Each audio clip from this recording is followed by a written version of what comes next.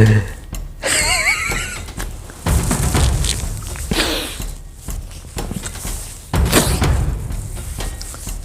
अभी मैंने ना एक मूवी का प्रोमो देखा। शेर नहीं रहा, लेकिन छावा बेबी जंगल में घूम रहा है। आज हम बात करेंगे छावा मूवी के बारे में। मराठी के अंदर छावा मतलब शेर का बच्चा। तो शायद छत्रपति शिवाजी महाराज के पुत्र उनके जीवन पर ये फिल्म है।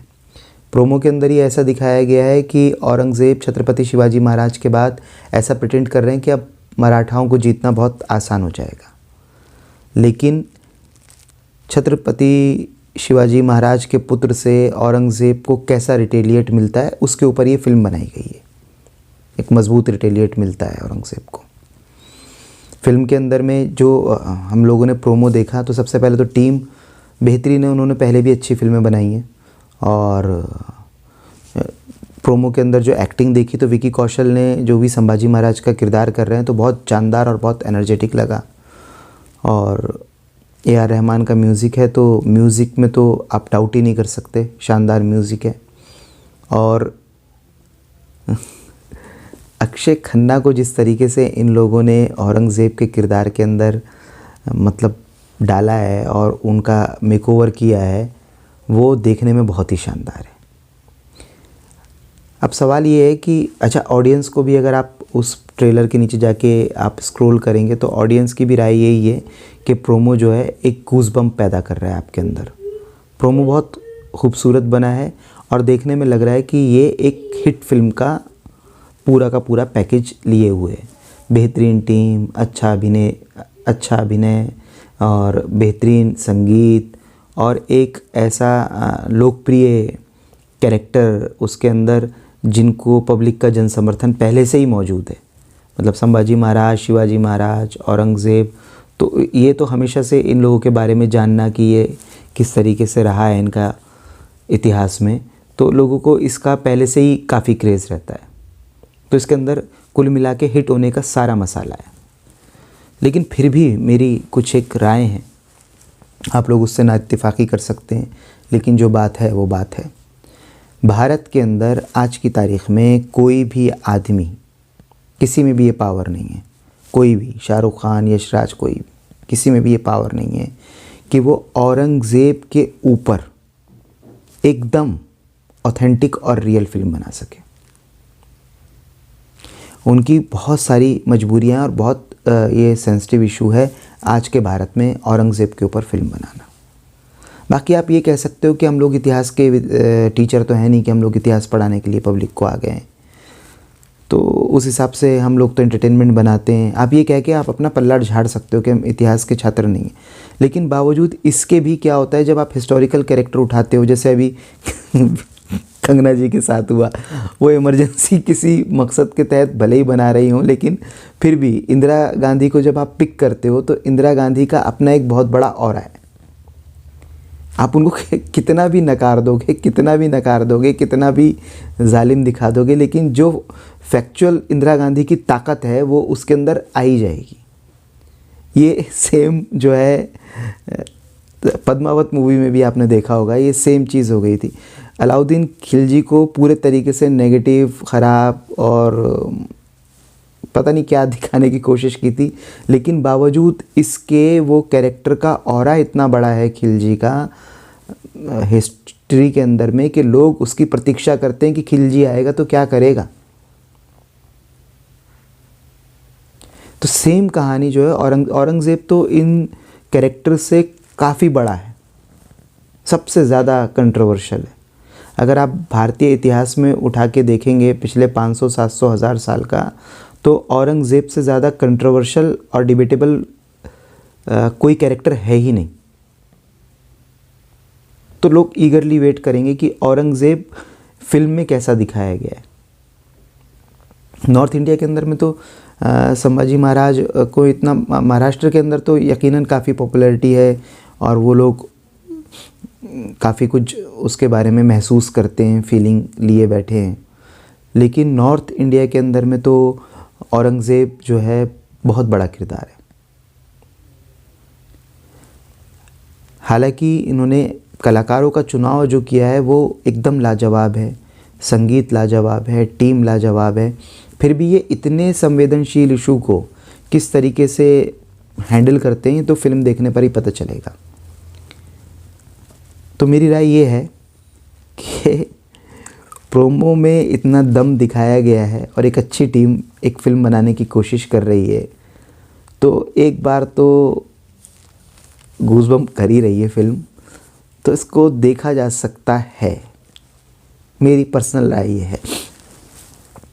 लेकिन इसको देखा जा सकता है फ़िल्म रिलीज़ होने के 1 हफ़्ते के बाद, जब इसकी मार्केट रिपोर्ट आ जाए और ये साफ पता चल जाए कि नहीं ये इशू सेंसिटिव था और टीम ने बहुत ही सेंसिटिव तरीके से डील किया है, कोई बहुत ज़्यादा प्रोपेगेंडा नहीं है और सब कुछ सच रखा है। और भले ही एक हीरो और एक विलेन को इन्होंने बनाने की कोशिश की, वो तो खैर इनका मजबूरी है, इनके चाचा को भी बनाना पड़ेगा वरना तो इनकी ऐसी की तैसी हो जाएगी। लेकिन फिर भी ये है कि कितने सेंसिटिव तरीके से इन्होंने हैंडल किया है। जैसे पहले भारत और पाकिस्तान के युद्ध के ऊपर में सेंसिटिव फिल्में नहीं बन पाती थी, बहुत मुश्किल हो जाता था यहाँ पर बनाना। लेकिन जेपी दत्ता ने जब बॉर्डर बनाई तो उसके बाद ये ट्रेंड सेटल हुआ, ये काफ़ी मामला काबू में आया और बड़े सेंसिटिव तरीके से बॉर्डर के अंदर में डील किया सब्जेक्ट को। और नहीं तो पहले तो ये था कि एक पगला और एक बहादुर, ऐसा होता है रियल लाइफ में, ऐसा होता नहीं है। चीज़ें ना ब्लैक होती हैं ना चीज़ें वाइट होती हैं। ऐसा भी नहीं था कि औरंगज़ेब डरता नहीं होगा और ऐसा भी नहीं था कि औरंगज़ेब डरता ही रहता होगा। औरंगज़ेब भारत का शासक है, अपने ज़माने का सबसे ज़्यादा विजित एरिए पे शासन करने वाला शासक है, सबसे बेहतरीन जीडीपी रहकर शासन करने वाला शासक है। सरकारी ख़जाने से अपने ऊपर 1 रुपया ना खर्च करके वो हाथ से कुरान लिख के और टोपियाँ सी के वो अपना शासन चलाते थे। तो ऐसे बादशाह भारत के अंदर में भले ही सैकड़ों तरीके की कंट्रोवर्सी है औरंगज़ेब के बारे में, लेकिन इस तरीके का बादशाह जो इतने बड़ी एरिया के ऊपर में शासन चलाता था और 1-2 साल नहीं 50 साल। और जब भी उसके साथ में बगावत में किसी का आमना सामना हुआ तो औरंगज़ेब कोई बहुत ज़्यादा कमज़ोर साबित किसी भी युद्ध में नहीं हुआ, ना ब्रिटिश के साथ वो कमज़ोर सिद्ध हुआ, ना वो किसी और युद्ध में कमज़ोर सिद्ध हुआ। जो भी मुग़ल काल का पतन है वो औरंगज़ेब का आप ये समझिए कि दहशत इतनी ज़्यादा थी कि औरंगज़ेब के मरने के बाद भी शाह आलम, मोहम्मद शाह रंगीला और पता नहीं कौन कौन मुग़ल बादशाह जो है कम से कम 100 सालों तक भारत पर शासन चलाते रहे और बहुत आहिस्ता वो कमज़ोर पड़े। हालांकि बाद में जितने भी मुग़ल शासक हुए वो सब निकम्मे ही थे, निकम्मे थे, तो भी वो औरंगज़ेब का खौफ था कि उसको डिक्लाइन होने में 100 साल लगे। तो इस प्रोमो के अंदर में एक जगह पर वो बोलता है कि मतलब बुलवाया गया है, बोला तो नहीं होगा कि तेरे मरते ही जो है ये मुग़लिया सल्तनत समाप्त हो जाएगी। तो मरते ही नहीं समाप्त हुई। अगर औरंगज़ेब के बाद एक और औरंगज़ेब जैसा या शाह आलम के बाद भी अगर एक और औरंगज़ेब जैसा शासक आ जाता तो शायद मुग़लिया सल्तनत नहीं ख़त्म होती। तो ये तो हर परिवार का, हर सत्ता का एक नियम है। एक जगह पर सत्ता आती है, फिर अपना पीक लेती है, फिर अपनी ढलान लेती है। तो वही मुग़लों के साथ भी हुआ। तो औरंगज़ेब का शासनकाल जो है मुग़लिया सल्तनत का पीक था। जैसे अकबर का शासन शांत था तो औरंगज़ेब का शासन पीक था। तो पीक के बाद तो फिर चढ़ता सूरज धीरे धीरे ढलता है, ढल जाएगा। ढल गई मुग़लिया सल्तनत भी ख़त्म हो गई। तो लेकिन ये बात सही है कि क्योंकि सल्तनत ख़त्म हो रही थी तो औरंगज़ेब सब कुछ बेहतर होते हुए भी काफ़ी कंट्रोवर्शियल किरदार हो गए। इन लोगों ने कोशिश की है और मैं उम्मीद उम्मीद ही करता हूँ कि ये एक प्रोपेगेंडा फिल्म नहीं होगी, क्योंकि टीम पे मुझे बहुत भरोसा है, ये लोगों पे मुझे बहुत भरोसा है कि इन्होंने एक अच्छी फिल्म बनाने की कोशिश की होगी। और सबसे ज़बरदस्त 1000 अनएक्सपेक्टेड जो विकी कौशल और अक्षय खन्ना जिस तरीके से औरंगज़ेब के किरदार में डायलॉग डिलीवरी कर रहे हैं, वो तो बहुत ही काबिल तारीफ़ है। तो मैं ये फ़िल्म जो है 1 हफ़्ते के बाद सिनेमा हॉल में ज़रूर देखने जाऊँगा। अगर ये 1 हफ़्ते तक जो है इसके रिपोर्ट्स और सब कुछ अच्छे आते हैं तो 1 हफ़्ते के बाद ये थिएटर में देखने ज़रूर जाऊँगा। 1 हफ़्ता मैं वेट करूँगा।